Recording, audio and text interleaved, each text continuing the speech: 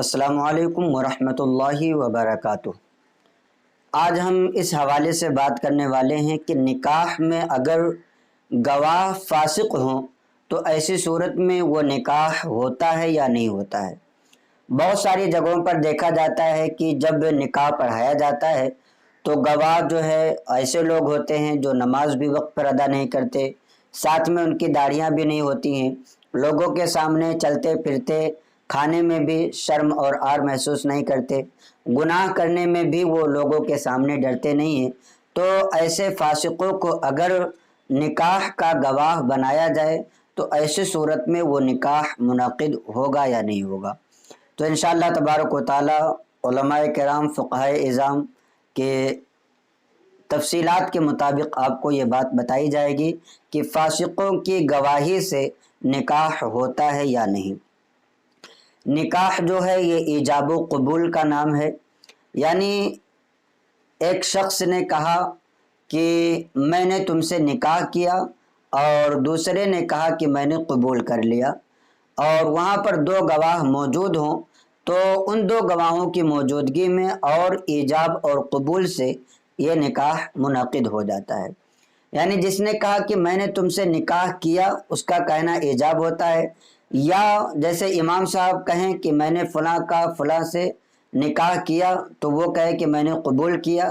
تو اس کو ایجاب کہتے ہیں، اور جو قبول کرے اس کو قبول کہتے ہیں۔ تو ایجاب و قبول کا نام نکاح ہے، اور جس کی موجودگی میں کوئی کام ہو وہ گواہ کہلاتے ہیں۔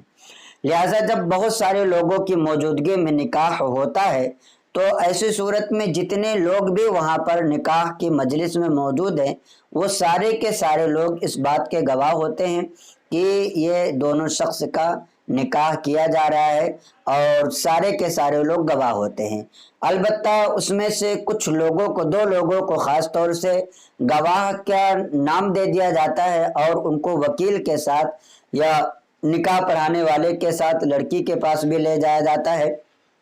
اور اسپیشلی لڑکے کے پاس بھی وہ لوگ موجود ہوتے ہیں کہ امام صاحب جو الفاظ کہتے ہیں اس کو بھی سنتے ہیں، اور جو الفاظ نکاح کو قبول کرنے والا یعنی دولہا یا دلہن کے اس کو بھی سنتے ہیں، تو ان کو خاص کر دیا جاتا ہے۔ تو یہ لوگ بھی نکاح کے گواہ ہیں، اور جو دوسرے لوگ موجود ہیں وہ لوگ بھی نکاح کے گواہ ہوتے ہیں۔ تو اس کا مطلب یہ ہوا کہ اگر کوئی شخص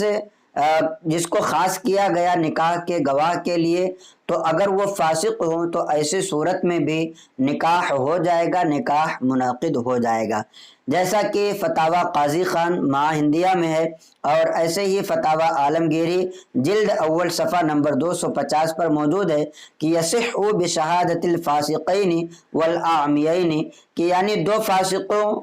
یا صرف دو اندھوں کی گواہی سے بھی نکاح صحیح ہو جاتا ہے۔ اور بحر الرائق جلد 3 صفحہ نمبر 89 پر، اور در مختار جلد 2 صفحہ نمبر 272 میں ہے کہ ان عقدہ بحضور الفاسقین والاعمیین، کہ دو فاسقوں یا صرف دو اندھوں کی گواہی سے بھی نکاح منعقد ہو جاتا ہے۔ اور شرح وقایہ جو کہ فقہ کی مشہور و معروف کتاب ہے، جو علماء پڑھتے ہیں اور ان کو کتابوں کو پڑھ کر کے عالم بنتے ہیں، اس میں بھی جلد 2 صفحہ نمبر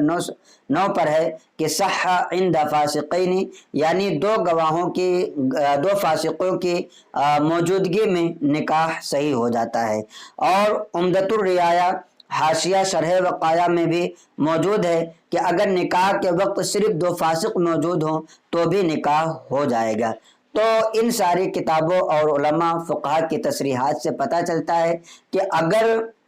گواہ جو ہیں جن کو نکاح میں گواہ بنایا جا رہا ہے وہ فاسق ہوں تو ایسی صورت میں بھی نکاح منعقد ہو جائے گا۔ لیکن اب اگر کبھی کوئی ایسی صورت پیش آتی ہے کہ جہاں پر ان کو گواہی دینے کی ضرورت پیش آئے تو اب یہاں پر مسئلہ کھڑا ہوگا۔ اسی لیے کہا جاتا ہے کہ فاسقوں کو نکاح کے لیے بھی گواہ نہ بنایا جائے، اس لیے کہ اللہ تبارک و تعالیٰ نے کلام مقدس میں ارشاد فرمایا کہ ان کی گواہی کو کبھی بھی قبول نہ کی جائے۔ تو اگر کبھی دونوں میں سے کسی ایک نے انکار کر دیا، مان لیجئے کہ دولہا نے انکار کر دیا کہ میرا اس سے نکاح نہیں ہوا، یا دلہن نے انکار کر دیا کہ میرا اس سے نکاح نہیں ہوا، اب جو گواہ ہیں وہ دونوں فاسق ہیں، تو اب یا دونوں فاسق نہ ہو، ایک فاسق ہو، تو ایک شخص کے گواہی سے گواہی مانی نہیں جائے گی، ایک شخص کی شہادت مانی نہیں جاتی ہے، بلکہ دو شخصوں کا کم سے کم موجود ہونا ضروری ہے۔ تو ایسی صورت میں مسئلہ کھڑا ہو جاتا ہے، لہٰذا جب نکاح کے لیے گواہوں کو مقرر کیا جائے تو خاص طور پر یہ دیکھ لیا جائے کہ یہ فاسق تو نہیں ہے، فسق اعلانیہ کا ارتکاب تو کرنے والے نہیں ہیں، اور اگر وہ فاسق ہوں تو ایسی صورت میں ان کو گواہ نہ بنانا یہ بہتر ہے، اور اگر گواہ بنا بھی دیا جائے تو ایسی صورت میں نکاح منعقد ہو جاتا ہے، نکاح میں کسی طرح کا کوئی مسئلہ نہیں ہوگا۔ جب اگر کبھی کسی چیز کی گواہی دینی پڑے تو ایسی صورت میں پھر مسئلہ کھڑا ہوگا، لہٰذا پہلے ہی ایسی چیزوں سے بچنے کے لیے گواہ ایسے بنائے جائیں جو شرعی طور پر عادل ہوں، تاکہ اگر کبھی گواہی دینے کی ضرورت پیش آئے تو وہ عدالت میں جا کر کے صحیح طریقے سے گواہی دے سکیں۔ تو امید کرتا ہوں کہ یہ کلپ آپ کو اچھی لگی ہوگی۔ آپ سے درخواست ہے کہ اس کلپ کو زیادہ سے زیادہ اپنے دوستوں احباب کو بھی شیئر کریں تاکہ انہیں بھی دینی مسائل معلوم ہوں، اور اگر آپ چینل پر نئے ہیں تو چینل کو سبسکرائب کر لیں، اپنے دوستوں احباب کو بھی اس چینل سے زیادہ جوڑیں تاکہ انہیں بھی دین کی معلومات صحیح طریقے سے حاصل ہوتی رہیں۔ السلام علیکم ورحمۃ اللہ وبرکاتہ۔